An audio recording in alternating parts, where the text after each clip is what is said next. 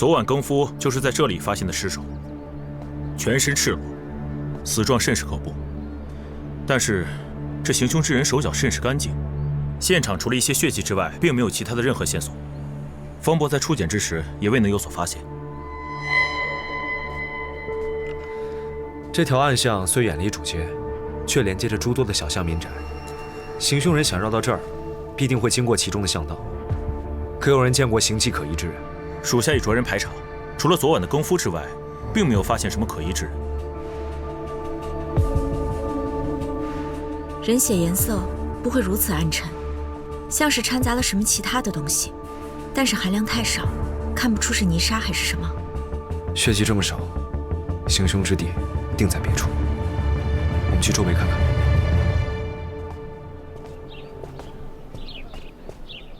这是何处？凤七楼，京城有名的花楼。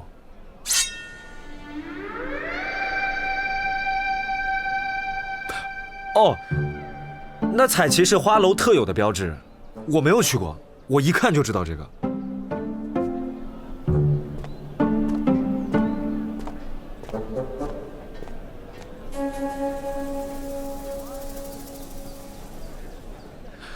这后有酒肆，前有花楼，喝醉了来此小巷方便的阿杂之人甚多。先去看看尸身再说。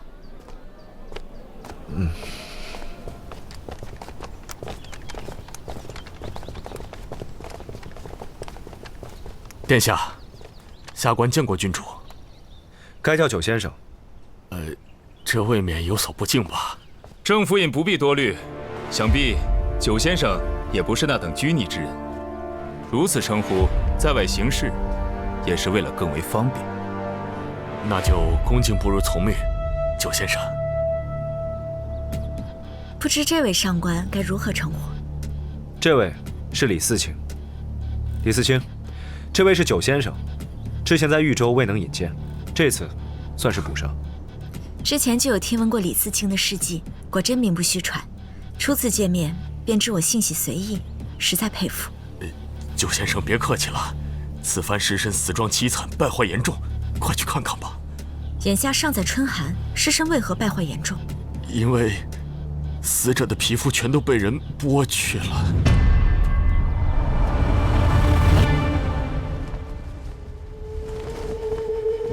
生莲，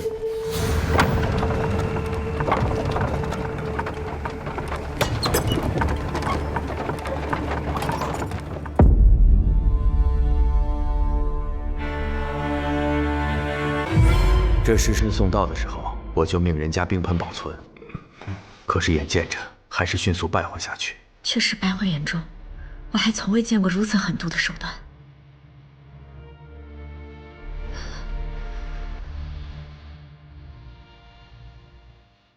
你说的没错，行凶之地的确另有他处。如此程度的外伤，受害人死前必大量失血。在下也不曾见过如此模样，请九先生赐教。皮肤是保护肉身的最大屏障，没了这层皮，血肉暴露在外，便会招致病气蝇虫，加快腐烂速度，这也是外伤容易破溃的缘故。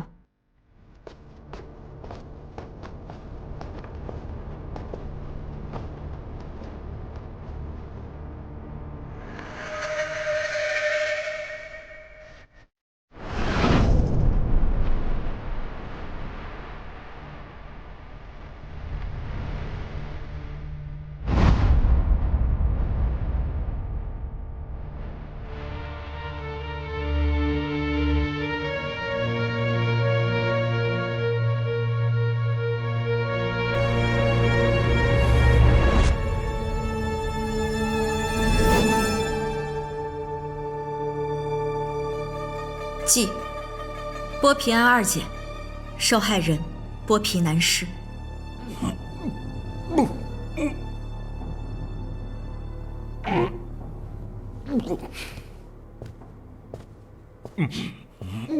出去吧，我来。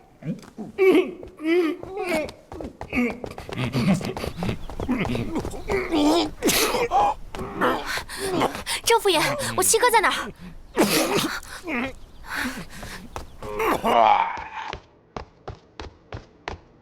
即死者为男性，身长为5尺半，下颌被卸下，应是防止受害人说话或自尽。全身皮肤皆被剥掉，创面都已败坏，以致面容无法辨认。根据牙齿和骨节的生长程度来看，死者应是刚籍贯不久。年纪轻轻便遭此祸事，看来许是流连烟花之地的报应。我以为李思清身为刑官，应懂得谨言慎行的道理。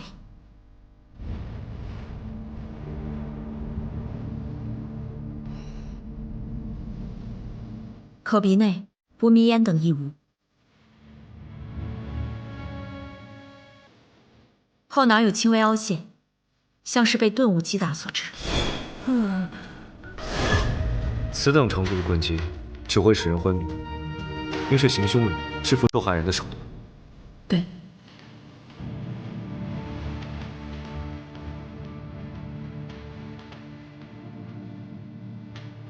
记，死者大腿根部为细长条切割伤，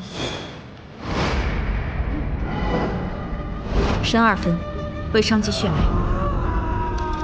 从刀口走向来看，行凶人应是用一把削薄锋利的小刀，从此处下刀剥掉人皮。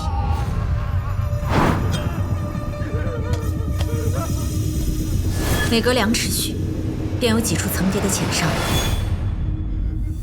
像是连下几刀才削去一片，应是持刀人手腕疲惫所致。持刀人应是个身体瘦弱之人。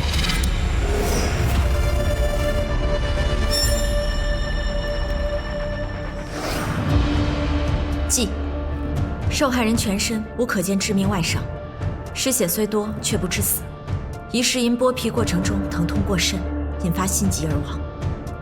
九先生，你是说死者被剥皮时还活着？死者身上的创口全部呈收缩状，只有人在活着的时候受伤，皮肉才会有这种反应。这死者岂不是活活疼死的？难道是燕离？不可能！不，与史上凌迟处刑同理。只要实行人的手段足够高超，便可以在最后致命一刀之前，令受刑人欲死不能，甚至还会喂一些强心的药剂。此案中，受害人是否被喂药，还需剖检之后才可知晓。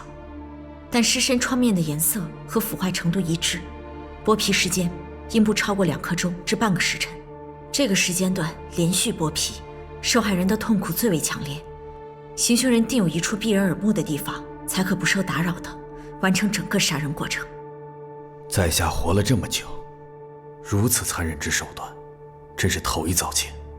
行凶人用剥皮手法将人虐杀，手段残忍，受害人极度痛苦。行凶人事后还能谨慎地将抛尸之处处理干净，可见心性残忍异于常人。方伯，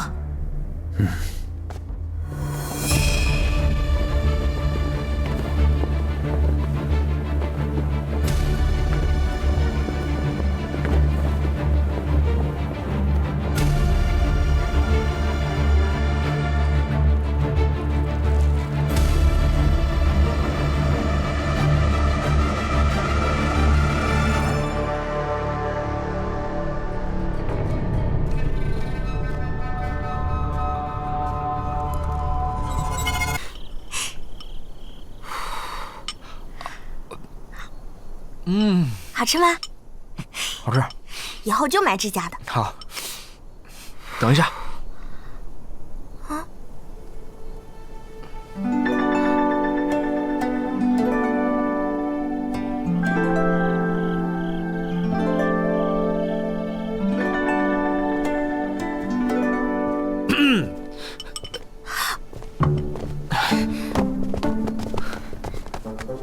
主子，郡主。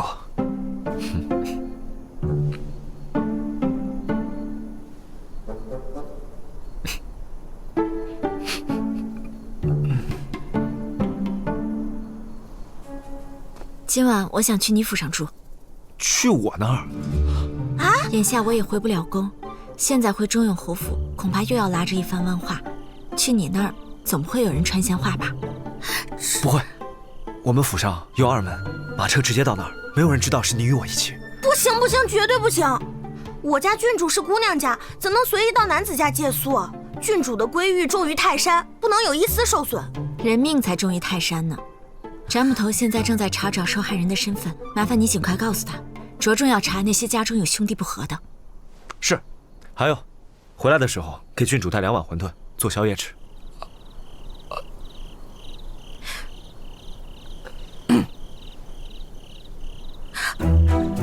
福灵，你的归玉在郡主眼中也同样重要。我先去牵马了。这小子比我还会来事。今日啊，也算有个好事，我们福陵的终身大事可算有着落。1碗馄饨就想让我点头，那也太容易了吧？走吧。你看，你的衣服也太大了。没事儿，你穿什么都好看。以后我就给你备2套衣服，够你换洗用。我这要经常在外面留宿，那侯府还不得翻了天？那就要圣上赐你套宅子，你日后办案行事也都方便。这点小事，怎好劳烦圣上？其实，我倒想好一处。在哪儿？我去给你买下。我想搬到秦二叔的宅子去，离我家的老宅一近，我可以去找找父亲从前的手札，也可以去祭奠一下父母。好，那我待会儿就叫人去给你收拾屋子搬家。小婉儿，七哥，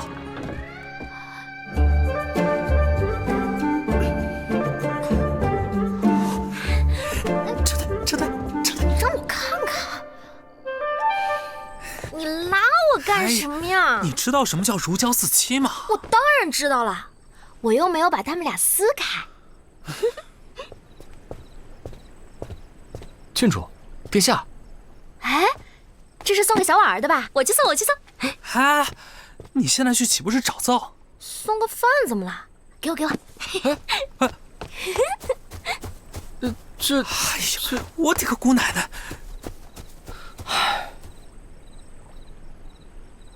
！3、2、1。我还没吃完我那碗馄饨呢。你吃的那碗馄饨还是我的呢。就跟你说了不要进去，你非不听。你呀，这段时间顾不上了，你就带着月宁去凤栖楼鬼混是吧？啊！小宁宁作证啊，今日我可是帮了你大忙，若不是我，詹捕头哪那么快找到受害人啊？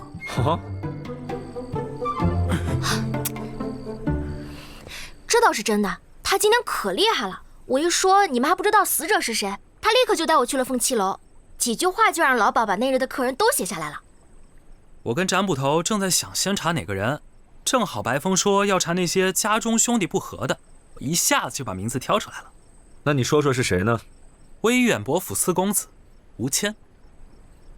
威远伯可是只剩副空架子了，吴谦哪来的钱财去凤栖楼挥霍呀？唉，没有钱还有家底嘛。吴谦是威远伯的老来子，虽最不成器，但也最受宠。他先是当掉了古玩字画，又爱上了金石印章，最后当掉了几处铺子，还栽赃说三公子无余，中饱私囊，贪了公产，闹得险些分了家。威远伯府，前几日京城出了命案，府上的四公子吴谦曾在案发之地出现过，我们命人画了像，与四公子十分相似。殿下郡主所说的，可是近日闹得人心惶惶的剥皮案？正是，因为尸身损毁严重，一时难以确认身份，我们也只能从四公子近日的行踪进行排查。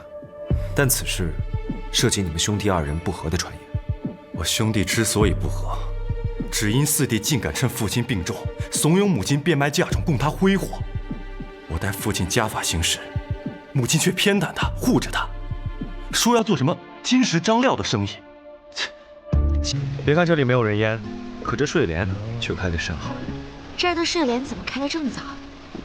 池塘下有一处温泉水，可以让这里的睡莲四季常开。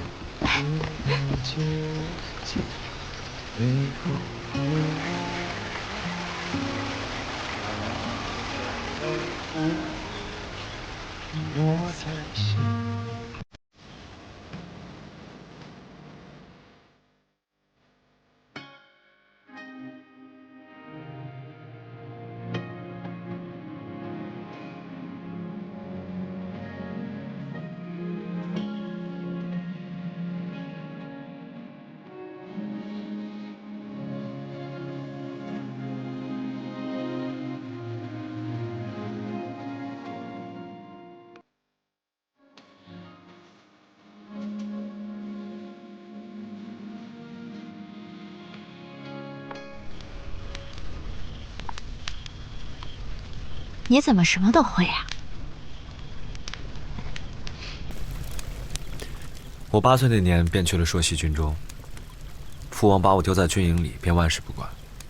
上了战场，自然就没有人把我当作孩童，总要学着如何生存下去。你小时候肯定过得很苦吧